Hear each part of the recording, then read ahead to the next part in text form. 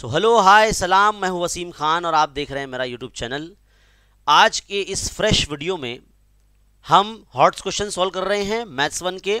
जैसे कि आप सब जानते हैं, सीरीज़ हमारे चैनल पर एक शुरू है नवनीत पेपर सोल्यूशन 2022 का।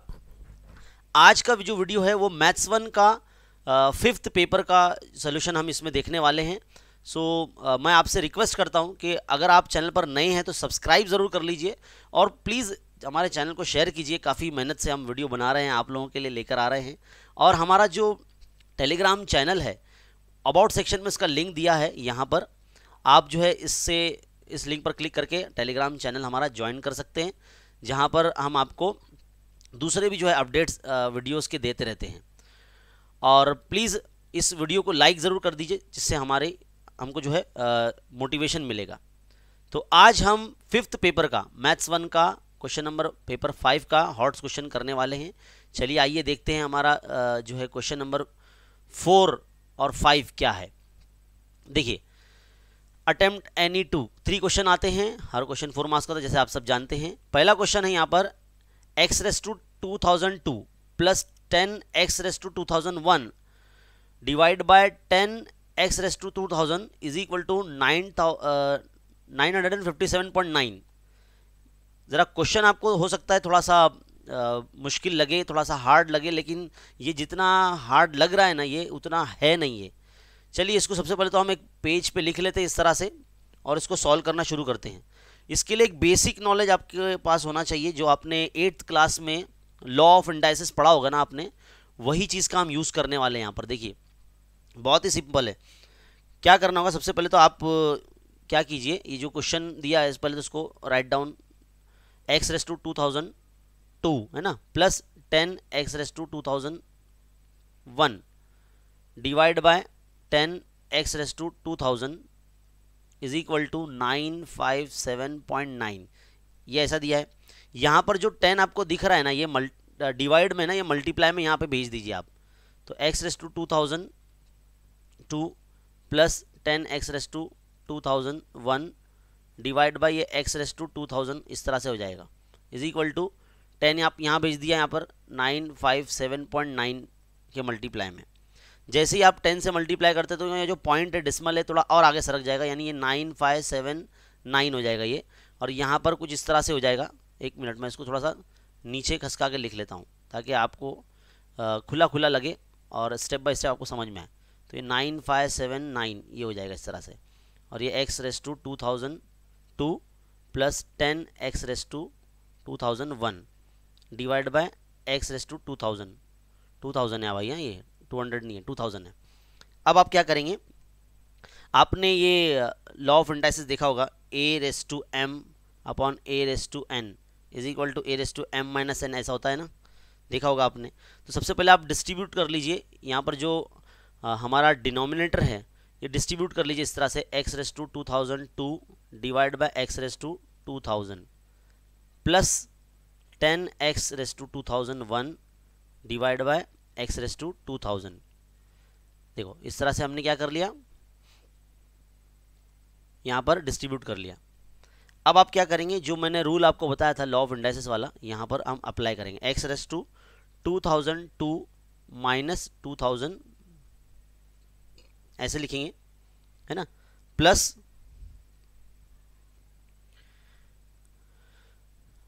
यहाँ पर क्या हो जाएगा 10 x रेस टू ये 2001 में से 2001 है, 2001 में से 2000 माइनस कर देंगे यहाँ पर, है ना।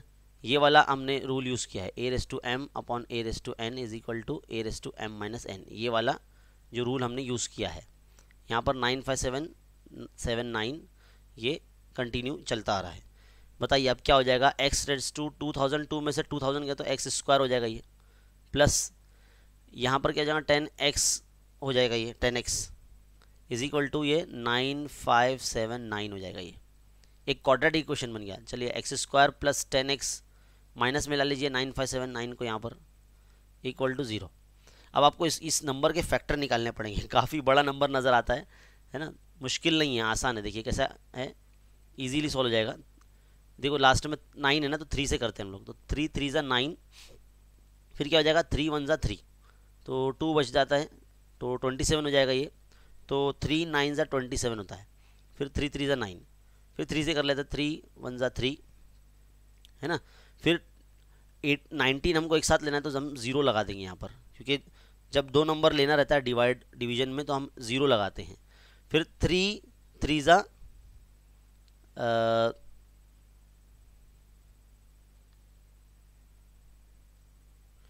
सो स्टूडेंट यहाँ पर तो जो अगर हम 3 6 ज़ा 18 अगर ले लेते हैं तो यहाँ पर 13 हो जाएगा, जो कि ये 3 से डिवाइड होना पॉसिबल नहीं है।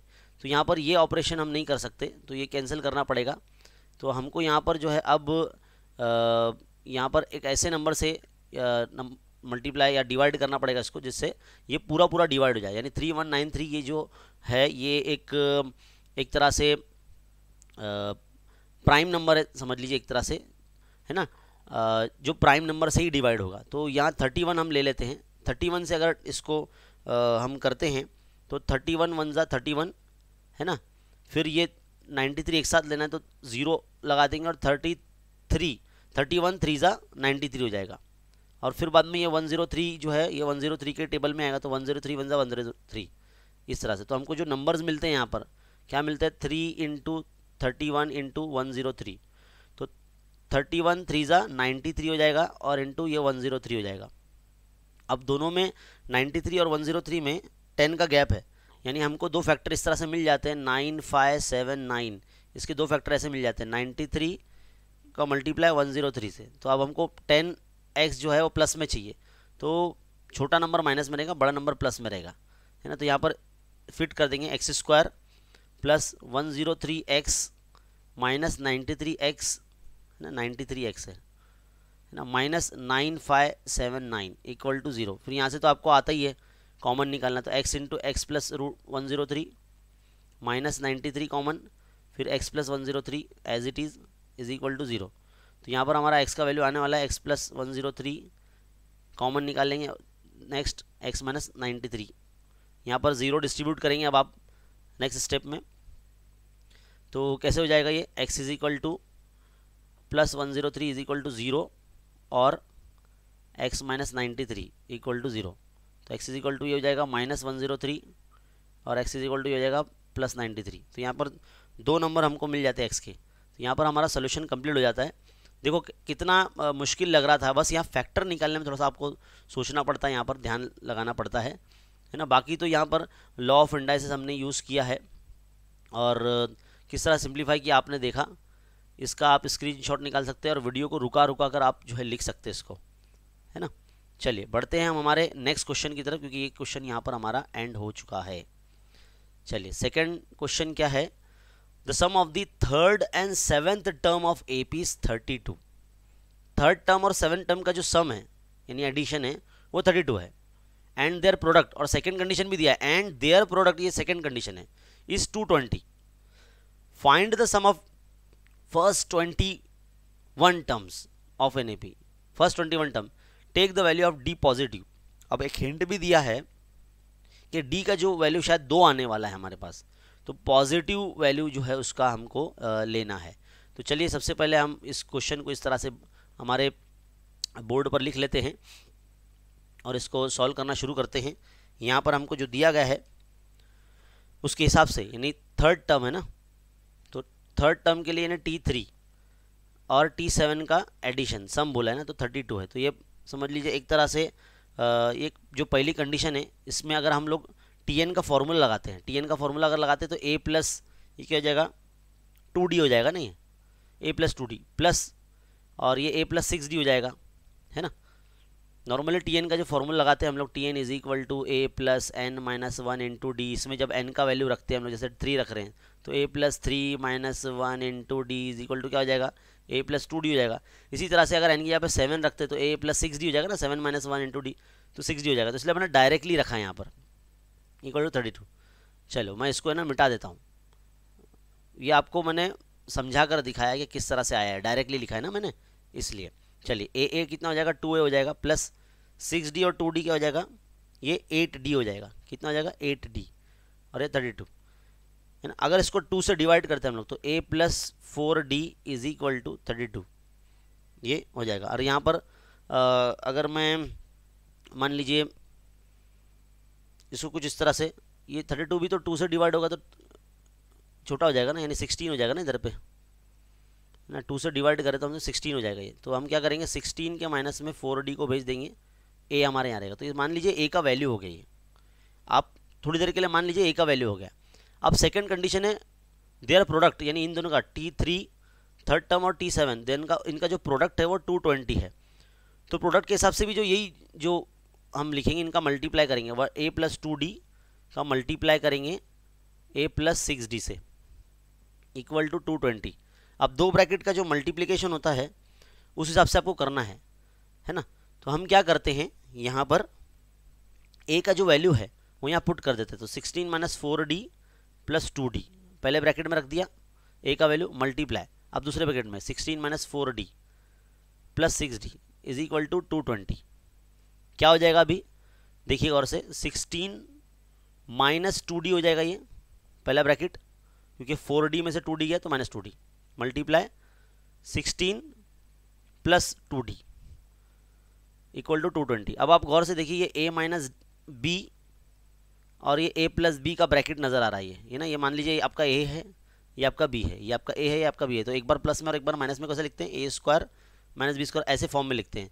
तो 16 का स्क्वायर माइनस 2d का स्क्वायर इक्वल टू 220। तो 16 का स्क्वायर क्या होता है 256 होता है ना, कितना होता है 256 ही होता है, माइनस 2d का स्क्वायर क्या होता है 4d का स्क्वायर हो जाएगा equal to 220 minus 4d square आप यहीं रहने दीजिए, 220 के माइनस में 256 को भेज दीजिए। कितना आ जाएगा यहाँ पर, ये आ जाएगा माइनस 36 है ना, और ये माइनस 4d स्क्वायर। तो ये माइनस माइनस कैंसिल करो, 4 1 ज़ा 4, 4 9 ज़ा 36, तो d square is equal to 9 है। तो d का वैल्यू क्या आ जाएगा, d का वैल्यू है ना 3 आ जाएगा ना। तो d का वैल्यू अगर हम 3 लेते हैं, अब यहाँ पर रख देते हैं कहाँ पर, तो a का वैल्यू आ जाएगा। तो 16 माइनस 4 इंटू 3, तो 16 माइनस 4 3 ज़ा 12, तो ये 4 आ जाएगा a का वैल्यू। तो a और d आपका आ गया है। लेकिन क्वेश्चन में आगे बोला है find the sum of the 21st term, यानी हमको क्या मालूम करना है 21st टर्म मालूम करना। देखो a और d आपके पास आ गया ना, तो उसके बाद कोई भी हम लोग जो है टर्म या कोई भी सम मालूम कर सकते हैं। तो S21 मालूम करना है। तो एस एन का जो बड़ा वाला फॉर्मूला है S n is equal to n/2, तो डायरेक्टली मैं फॉर्मूला रख रहा हूँ है ना, डायरेक्टली फॉर्मूला रखूँगा मैं 21 n/2 इंटू 2a, चलो फॉर्मूला रख ही देता हूँ मैं, S n is equal to n/2 2a plus n minus 1 into d ए फॉर्मूला है हमारा है ना। तो 2a plus 21 minus 1 into D कितना 3 है, रख दिया सारा वैल्यू, कितना हो जाएगा 21/2 ऐसे ही रहने दो, ये डिवाइड नहीं होगा, 2 4 था ये 8 हो जाएगा, और ये 23 था 60 हो जाएगा ये ना। डायरेक्ट किया मैंने, एक स्टेप मतलब बचा लिया, 21 माइनस 1 20 होता है, 20 को 3 से मल्टीप्लाई करें तो 60 हो जाएगा। तो ये कितना हो जाएगा 21/2 इंटू ये 68 हो जाएगा। इसको 2 से कर लेते हैं, 2 1 ज़ा 2, 2 3 ज़ा 6, 2 4 ज़ा 8, तो 21 इंटू 34, इसका अगर मल्टीप्लाई करते हैं तो ये 714 कुछ आता है ये। तो ये इस तरह से आपका 21st टर्म का जो सम है वो यहाँ पर आ जाएगा। तो इस तरह से हमारा जो क्वेश्चन है ये वाला सिंपली सॉल्व हो जाता है। इसका स्क्रीनशॉट लीजिए ताकि आप इसको कॉपी कर सकें। सिंपल है, इजी है, आसान है ना। चलिए अब हम बढ़ते हैं हमारे नेक्स्ट क्वेश्चन की तरफ। सो माय डियर स्टूडेंट, अब क्वेश्चन नंबर 3 आपके सामने है। यहाँ पर बोला गया है find the values of a and b for which simultaneous equation. दो इक्वेशन आपको दिया है, पहला ये वाला x प्लस 2y इज इक्वल टू 1, एंड सेकेंड काफ़ी लंबा है, a minus b x plus a plus b y is equal to a plus b minus 2 have infinitely many solution. अब आप सोच रहे होंगे ये क्या चीज़ है भाई, इन्फाइनेटली मैनी सोल्यूशन क्या होता है। तो इसके लिए एक कॉन्सेप्ट आपका जानना बेहद ज़रूरी है। चलिए आइए मैं आपको समझाता हूँ। सो माय डियर स्टूडेंट, मान लीजिए आपके पास दो साइमल्टेनियस इक्वेशन है, a1x plus b1y is equal to c1। ये आपका पहला लीनियर इक्वेशन है, और दूसरा a2x plus b2y is equal to c2, ये आपका दूसरा इक्वेशन है। अगर आपका x का जो कोएफिशिएंट है यानी a1 a2 इनका रेशो, और जो y का कोएफिशिएंट है यानी b1 b2 इनका रेशो, और जो कांस्टेंट टर्म है c1 c2 जो इक्वल के एक साइड होते हैं, इन सब का अगर रेशो इक्वल आ जाता है ना, अगर इनका सबका रेशो इक्वल आ जाता है तो हम कह सकते हैं इस इक्वेशन के जो सॉल्यूशंस है इनफाइनाइटली मेनी सॉल्यूशंस है। हम क्या बोलेंगे, इनफाइनाइटली मेनी सॉल्यूशंस। और फिगर रिप्रेजेंटेशन अगर इसका बोला जाएगा तो ये एक दोनों जो इक्वेशंस है एक दूसरे को ग्राफ पर है ना कोइंसाइड करेंगे, एक के ऊपर एक बन जाएंगे अगर सारे रेशो सेम आते हैं तो। ये पहला कंडीशन है। दूसरा कंडीशन ध्यान से सुनिए, अगर x का जो कोएफिशिएंट है a1 a2 इसका रेशो अगर इक्वल नहीं आता है y के कोएफिशिएंट के साथ, यानी b1 b2 का रेशो अगर इक्वल नहीं आता है तो हम ये कह सकते हैं ये जो है यूनिक सोल्यूशन है। क्या है, यूनिक सोल्यूशन। और अगर फिगर रिप्रेजेंटेशन की अगर हम बात करें तो ये इंटरसेक्ट करेंगे, लाइन कुछ इस तरह से इंटरसेक्ट करेंगे एक दूसरे को। ये जो दोनों लाइन है जिसको हम यहाँ आपको बता रहे हैं, ये दोनों लाइन, ये दोनों एक दूसरे को अगर इनका रेशो इक्वल नहीं आता है, यूनिक सोल्यूशन आता है, मान लीजिए ये एक दूसरे को इंटरसेक्ट करेंगे, है ना। यूनिक सोल्यूशन मतलब कोई एक ही सोल्यूशन मिलेगा, है ना। दोनों लाइन है एक दूसरे को एक ही पॉइंट ऑफ इंटरसेक्शन पर कट करेंगे। थर्ड जो रूल है इसका, मतलब थर्ड जो कंडीशन है दोनों इक्वेशन के लिए वो ये कि मान लीजिए आपका जो है a1/a2 is equal to b1/b2 equal आ जाता है, लेकिन आपका कांस्टेंट टर्म है वो इक्वल नहीं है, कांस्टेंट टर्म का जो रेशियो है वो इक्वल नहीं है बाकी से, तो हम कह सकते हैं कि ये जो है नो सोल्यूशन, इसका कोई सोल्यूशन ही नहीं है। क्या करेंगे, नो सोल्यूशन इसको कहेंगे। और ये पैरेलल लाइन होंगे, जब सोल्यूशन ही नहीं मिलेगा मतलब ये पैरेलल है, एक दूसरे को इंटरसेक्ट ही नहीं कर रहे हैं। कोई भी दो लाइन का सोल्यूशन कब मिलता है, जब वो एक दूसरे को कट करते हैं, इंटरसेक्ट करते हैं इस तरह से, तब इसका सोल्यूशन मिलता है। और अगर जो कांस्टेंट टर्म का जो रेशो है वो अगर इक्वल नहीं आता है बाकी x और y के कोएफिशिएंट के रेशो के हिसाब से, तो हम उसे कहेंगे नो सोल्यूशन, यानी वो पैरेलल है। और जो पहला यहाँ पर आप देखें कंडीशन जिसमें सारे जो कोएफिशिएंट है x का और y का और कांस्टेंट टर्म का, इसका अगर सबका इक्वल आता है तो हम ये कह सकते हैं ये इनफाइनाइटली मेनी सॉल्यूशंस है, यानी ये एक दूसरे को कोइंसाइड करेंगे, यानी एक के ऊपर एक बन जाएंगे, ऐसे एक के ऊपर एक बन जाएंगे, कोइंसाइड करेंगे। तो ये बेसिक कॉन्सेप्ट है जो आपका जानना बेहद ज़रूरी है लीनियर इक्वेशन 2 वेरिएबल पर। इसके ऊपर बहुत सारे क्वेश्चंस जो है मैंने काफ़ी सारे पेपर्स में देखा है और बोर्ड एग्ज़ाम के अंदर भी कुछ पेपर्स में मैंने देखा है। वैसे हमारे टेक्स्ट बुक के अंदर ये कॉन्सेप्ट अभी जो है न्यू टेक्स्ट बुक में डाला हुआ नहीं है, लेकिन फिर भी इसके ऊपर क्वेश्चंस आते हैं। ये ओल्ड सिलेबस से है माय डियर स्टूडेंट, तो आपका जानना बेहद ज़रूरी है और इस कॉन्सेप्ट को आप बहुत अच्छे तरीके से ध्यान रखिए, क्योंकि इस पर जो है 1-2 मार्क्स के जो क्वेश्चंस है वो पूछे जाते हैं। 2 इक्वेशन आपको दे देगा, 2 साइमल्टेनियस इक्वेशन, और उसमें बोलेगा कि बताइए कि इसका सोल्यूशन इनफाइनाइटली मेनी सोल्यूशन है या नहीं, है ना, या फिर यूनिक सोल्यूशन है या नहीं। तो आपको क्या करना होगा, कंपेयर करना होगा इस साइमल्टेनियस इक्वेशन से a1 a2 क्या है, b1 b2 क्या है, c1 c2 क्या है, वो आपको गिवन लिखना पड़ेगा और उसका रेशो चेक करना पड़ेगा। रेशो निकालिए, रेशो निकालने के बाद फिर आप जो है ये जो हमने आपको समझाया है, एक्सप्लेन किया है, इसके हिसाब से अगर कोई कंडीशन उसमें प्रूव होती है तो उस हिसाब से वो जो है उसका सोल्यूशन होगा। तो उम्मीद है आपको ये जो चीज़ है समझ में आ गई होगी, और इसी तरह के कॉन्सेप्ट समझने के लिए आप जो है चैनल पर बने रहिए, ज़्यादा से ज़्यादा शेयर कीजिए और इस वीडियो को लाइक कीजिए। चलिए बढ़ते हैं हम अब आगे हमारे अगले जो है सेक्शन की तरफ। तो बच्चों अब आ जाते हैं हम हमारे क्वेश्चन की तरफ। ये क्वेश्चन है हमारा, देखिए जो 2 इक्वेशन हमको दिया गया था, पहले दोनों इक्वेशन को लिख लो अच्छे से, x + 2y = 1, है ना। एंड देन नेक्स्ट क्वेश्चन, मतलब नेक्स्ट इक्वेशन क्या है, a - b × x, x का कोएफिशिएंट है ये, और a + b ये y का कोएफिशिएंट है, और यहाँ कांस्टेंट टर्म क्या है, a + b - 2 है ना। तो पहला इक्वेशन, इसमें से a1 जो रहेगा वो आपका 1 रहेगा, यानी x का कोएफिशिएंट यहाँ कुछ भी नहीं तो मतलब 1 है। a2 क्या होगा आपका, सेकेंड इक्वेशन का जो x का कोएफिशिएंट है यानी a - b, तो वो आपका a - b हो जाएगा, है ना। और यहाँ पर b1 आपका क्या होगा, 2 होगा, है ना। और b2 क्या होगा आपका, यहाँ पर a + b होगा, a + b, y का कोएफिशिएंट को b कहते हैं। और c1 जो होगा, यानी पहली इक्वेशन का जो कांस्टेंट टर्म है यानी 1, c2 जो होगा a + b - 2 होगा।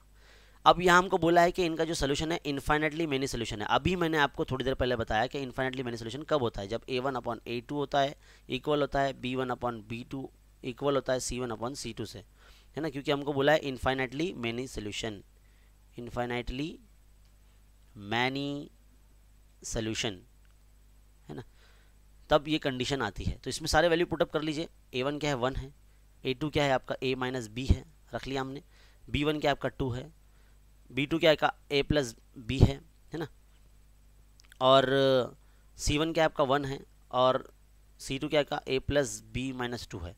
अब आप क्या करेंगे, यहाँ पर क्रॉस मल्टीप्लाई करेंगे, सिंपल सी बात है, क्योंकि हमको a और b का वैल्यू फाइंड करना है। तो ये जो पहली जोड़ी है ना, इसको सॉल्व करेंगे।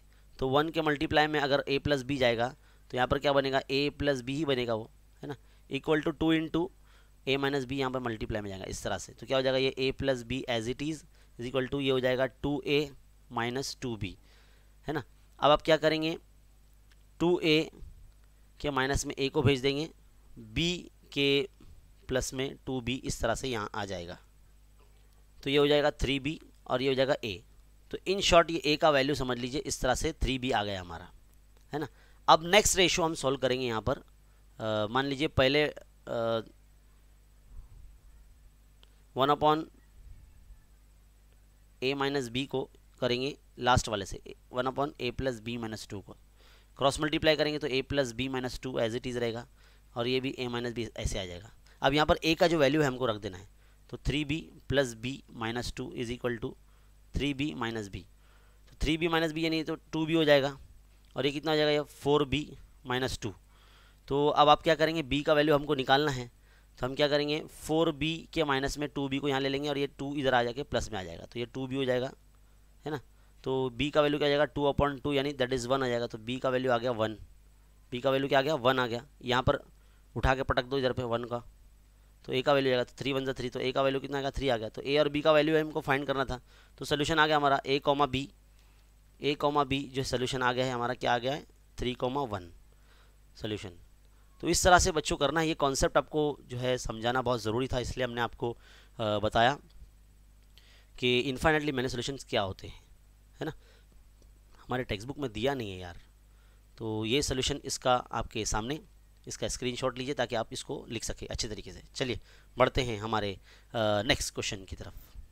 सो क्वेश्चन नंबर 5 का फर्स्ट है, यहाँ पर आपको दो साइमल्टेनियस इक्वेशन दिया गया है, और इसको ग्राफ रिप्रेजेंटेशन के लिए यहाँ दोनों इक्वेशन का टेबुलर फॉर्म जो है कंप्लीट है, यानी यहाँ पे सबके कोऑर्डिनेट्स जो है यहाँ मौजूद है, मतलब प्रिंटेड है यहाँ पर, और ग्राफ भी बना हुआ है।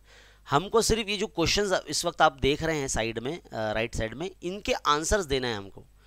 तो आप गौर से देखिए, दो इक्वेशन का सिर्फ एक ही लाइन दिख रहा है यहाँ पर, दूसरी लाइन कहाँ है ना, दूसरी लाइन यहाँ पर आप नज़र नहीं आ रही है, क्योंकि दोनों के जो अगर आप देखेंगे पॉइंट्स तो अलग अलग दिख रहे हैं, लेकिन ये लगता है एक दूसरे के ऊपर कोइंसाइड कर रही है।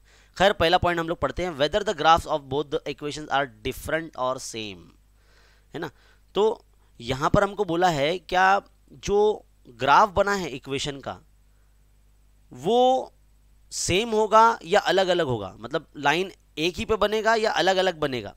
तो यहाँ पर तो एक ही लाइन बना हुआ है ना, सारे पॉइंट प्लॉट किए हुए नजर आ रहे हैं, 1 2 3 4 5 6, है ना। देखो 3 पॉइंट के 3 पॉइंट के 6 पॉइंट, मतलब पूरा सब एक ही लाइन में आ जा रहा है ये सारे पॉइंट्स, यानी ये एक दूसरे को कोइंसाइड कर रहे हैं। तो हम ये कह सकते हैं कि भाई यहाँ पर जो है इसका आंसर हो जाएगा the graph of the both the equations are same. तो यहाँ पर क्या बोलेंगे, the graph of both the equations are same, ये आंसर लिखना पड़ेगा यहाँ पर आपको। अब आप सब सोच रहे होंगे कि अगर ऐसे ही क्वेश्चन 3 4 5 6 ऐसे आ जाए एग्जाम में तो बहुत अच्छा रहेगा, है ना, मज़ा आ जाएगी। मैं भी यही चाहता हूँ कि इजी इजी क्वेश्चन आ जाए और आपका पेपर जो है एकदम इजी आ जाए। ऐसे क्वेश्चंस आते भी हैं, प्रीलिम एग्जाम में भी आते हैं और बोर्ड एग्जाम में भी आते हैं। चलिए नेक्स्ट क्वेश्चन की तरफ बढ़ते हैं। What are the relation between the coefficient of x, coefficient of y and constant term in both the equation. दोनों इक्वेशन के जो एक्स वाई और कांस्टेंट टर्म है उनके बीच में जो रिलेशन क्या है, क्या ताल्लुक है। जाहिर सी बात है एक दूसरे को कोइंसाइड कर रहे हैं। हम ये अभी हमने आपको एक कॉन्सेप्ट बताया जिसमें कोइंसाइड कब करते हैं, जब इन्फाइनेटली मैनी सोल्यूशन आता है, यानी a1/a2, सॉरी इसको मिटा देता हूं मैं, है ना, A1/A2, B1/B2 और C1/C2 जब अगर आ जाए इस तरह से, यानी दोनों इक्वेशंस अगर सेम मतलब हमको जो दिया गया है उसके अंदर जो x और y के और कांस्टेंट टर्म के अगर कोएफिशिएंट का जो रेशियो है अगर इक्वल आता है ना, तो इक्वल आता है तो हम कह सकते हैं कि ये इसका जो ग्राफ पे बनेगा कुछ इस तरह से ही बनेगा, एक ही लाइन पे बन जाएगा सारा पॉइंट्स, है ना। तो सेकंड क्वेश्चन का भी आंसर हो गया। थर्ड क्वेश्चन है what conclusion can you draw, आप क्या नतीजा निकालेंगे when two equations are given but the graph is only one line, जब एक ही पे आ जाएगा तो यही कंडीशन है कि यही वाला लाइन लिखेंगे कि if both simultaneous equation are given equation if and only if A1/A2 is equal to B1/B2 is equal to C1/C2 are on one line, मतलब जितने भी कोऑर्डिनेट्स होंगे वो अगर सिर्फ एक ही लाइन में आ जाते हैं और दोनों इक्वेशन एक के ऊपर एक बन जाती है ग्राफ पर, तो हम ये कह सकते हैं कि इसका सिर्फ और सिर्फ एक ही सोल्यूशन होगा, एक ही लाइन पर आएंगे। तो ये आपको लिखना होगा इसका आंसर, है ना, थर्ड पॉइंट में।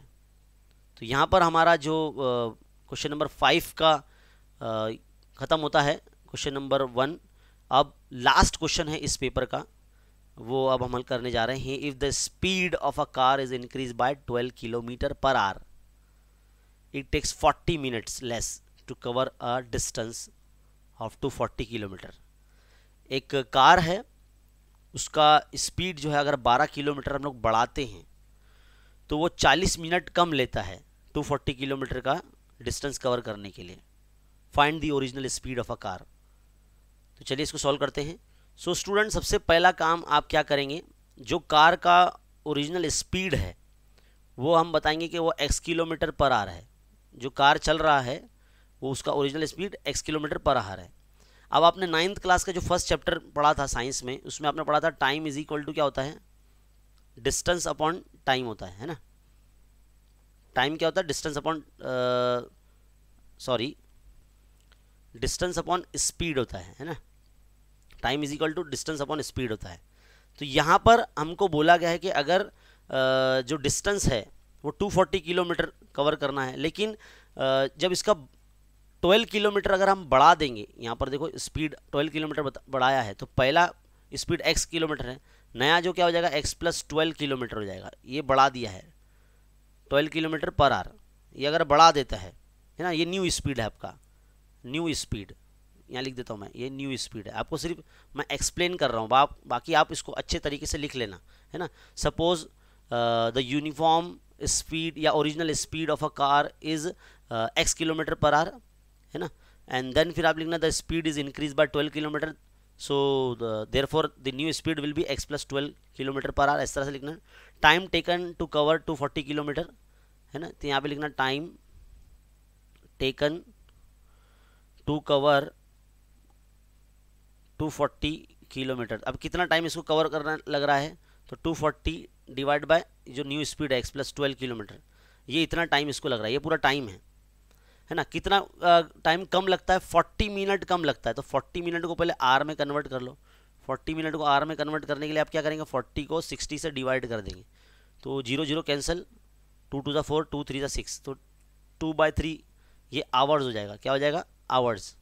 इतना 2/3 आवर्स लगता है, कम लगता है इसको, है ना। अब हम क्या करेंगे, इक्वेशन बनाएंगे। नॉर्मल 240 किलोमीटर कवर करने के लिए जो स्पीड थी उसकी पहली वाली स्पीड, उस हिसाब से ये फॉर्मूला में रखेंगे, time is equal to distance upon speed, है ना। तो डिस्टेंस 240, स्पीड x। फिर बाद में हम क्या करेंगे कि जब इसकी स्पीड बढ़ाते हैं, है ना, 240 का स्पीड बढ़ाते हैं तो इसको 40 मिनट कम लगता है, तो कम लगता है तो 40 मिनट आप यहाँ पर कम कर देंगे, तो 40 मिनट का हमने आवर्स में निकाला, तो -2/3 इज इक्वल टू कितना कम लगता है, तो कितना 240 किलोमीटर कवर करता है जब इसकी स्पीड 12 किलोमीटर बढ़ा देते हैं हम लोग। तो इस तरह से इक्वेशन बनेगा। क्वेश्चन को ध्यान में रखते हुए, बार बार उसको रीड करते हुए ये इक्वेशन आपको फॉर्म करना पड़ेगा, और ये फॉर्मूले से ही बनेगा, जो साइंस का formula time is equal to distance upon speed, उससे ही बनेगा। अब आप क्या करेंगे, 240/x को ऐसे ही रखेंगे, माइनस में 240/x+12 यहाँ लेकर आ जाएंगे आप, और 2/3 को ना यहाँ भेज देंगे प्लस में, इस तरह से। अब नेक्स्ट स्टेप में आप क्या करते हैं, देखो 240 जो है ना कॉमन निकाल लीजिए आप यहाँ पे 240, तो आपको क्या बचेगा 1/x माइनस 1/x+12 बचेगा यहाँ पर, इक्वल टू 2/3। अब इसमें क्या करेंगे आप, 240 यहाँ पर क्रॉस मल्टीप्लाई करेंगे, x+12 माइनस x1 ज़ा x upon x into x+12, है ना। इसको ऐसा राउंड ब्रैकेट दे दीजिए आप, क्योंकि स्क्वायर ब्रैकेट अंदर हो गया ना, मतलब राउंड ब्रैकेट अंदर हो गया ना, तो स्क्वायर ब्रैकेट बाहर आएगा, 2/3 यहाँ चलता रहेगा इस तरह से। चलिए, तो 240 इंटू ये क्या हो जाएगा, minus x plus x cancel, तो 12 अपॉन नीचे देखो इक्वेशन बन जाएगा x² plus 12x is equal to 2/3, ऐसे, है ना।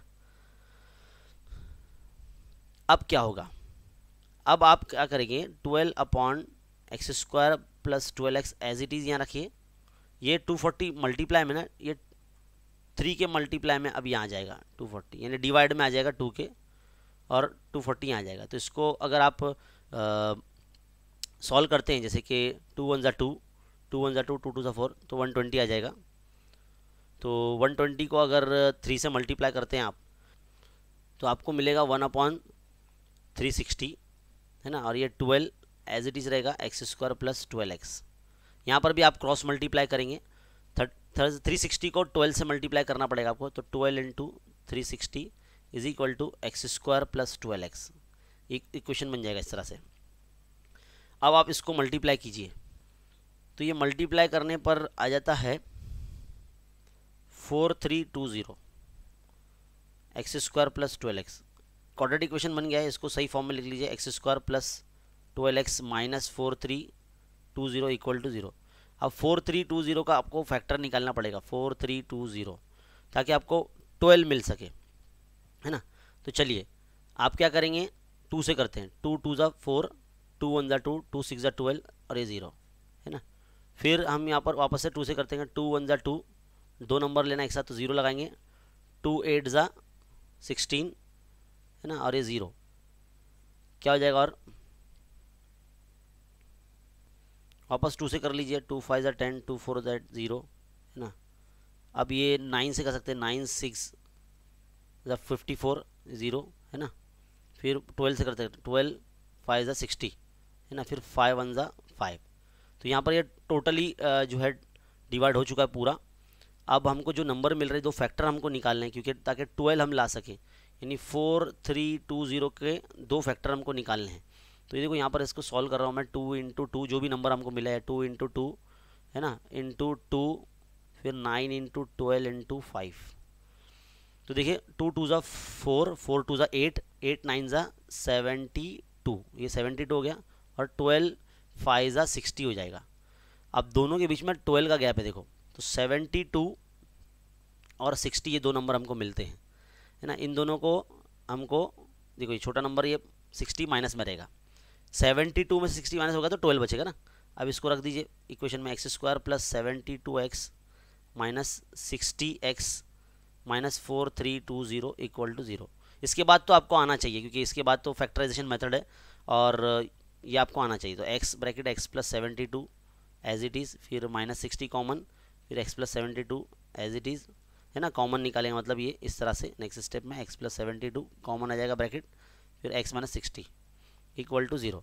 अब x प्लस 72 इक्वल टू 0 और x माइनस 60 इक्वल टू 0, 2 आ रही है, देखो 72 या माइनस में, और कार की जो स्पीड है माइनस में नहीं हो सकती, है ना। तो इसके लिए ये वाली स्पीड हम कंसीडर करेंगे जो प्लस में आ रही है। ये जो है speed can not be negative, ये आप याद रखिए। तो ये एक्सेप्टेबल नहीं है, minus 72। The original speed will B 60 kilometre per our. ये कार का ओरिजिनल स्पीड है, इतनी स्पीड में कार जो है चल रहा था। तो यहाँ पर हमारा ये जो क्वेश्चन है माय डियर स्टूडेंट, ये कंप्लीट हो जाता है। किस तरह से हमने ये इक्वेशन कैसे फॉर्म किया, ये आपको पता होना चाहिए। इससे पिछले पेपर के अंदर भी जो है, प्रीवियस पेपर के अंदर भी सेम यही जो है साइंस का फॉर्मूला यूज़ करके हमने इक्वेशन फॉर्म किया था। तो इक्वेशन आपको बनाने आ गया, मतलब इसके बाद तो सारा काम आप इजीली कर सकते हैं। सिंप्लीफिकेशन पार्ट है ना, क्रॉस मल्टीप्लाई करना है और इक्वेशन बन जाएगी क्वाड्रेटिक इक्वेशन, फिर उसको फैक्टराइजेशन मेथड से सॉल्व करना है। देखो फैक्टर कैसे निकाला हमने यहाँ पर, इस तरह से ऐसे ही करना है। तो यहाँ पर हमारा ये जो पेपर है कंप्लीट हो गया है, वाओ, है ना। तो हमारा मैथ्स 1 यहाँ कंप्लीट हो जाता है। नवनीत पेपर सोल्यूशन 2022 का जो हमारा 5 पेपर्स यहाँ पर कंप्लीट हो जाते हैं, ये बहुत बड़ी बात है अपने लिए, और बिग कॉन्ग्रेचुलेशंस फॉर अस। इस वीडियो को लाइक कीजिए, शेयर कीजिए अपने फ्रेंड सर्कल में, और ज़्यादा से ज़्यादा जो है हमारे चैनल को जो है आप प्लीज़ इसको सब्सक्राइब कर लीजिए और बेल आइकन दबा लीजिए और ऑल नोटिफिकेशन पे क्लिक कर लीजिए, ताकि जब भी हम कोई वीडियो अपलोड करें तो आपको पहले पता चल जाए। मैथ्स 2 का भी जो सीरीज़ बहुत जल्दी आ जाएगा, मैथ्स 1 अब कंप्लीट हो गया है, तो अब मैथ्स 2 का भी आपको फटाफट और जल्दी जल्दी मिल जाएगा। तो डोंट वरी, चैनल के साथ बने रहिए, आपको नेक्स्ट वीडियो बहुत जल्द मिलने वाला है। मिलते हैं अगले वीडियो में। Thank you.